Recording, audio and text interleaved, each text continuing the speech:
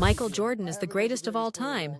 This is why he is the greatest player ever. What Michael Jordan did in the NBA, what his peers talk about to this day. He got drafted 40 years ago, and his peers still talk about he had no weaknesses. When you talk to guys that actually had to play him, number one, they feared him. You don't hear that word when you talk about players today.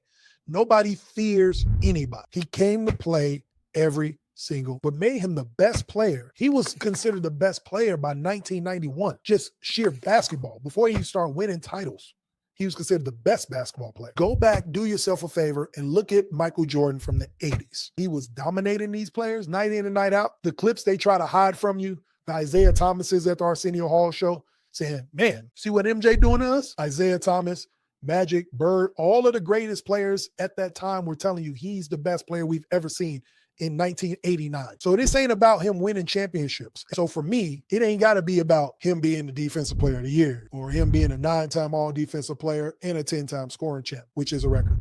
It ain't got to be about the, 6 titles, the, 6 finals and 6 finals MVPs and going 6-0 in the finals, which is a record. And never going to a game 7 in the finals, stuff like that.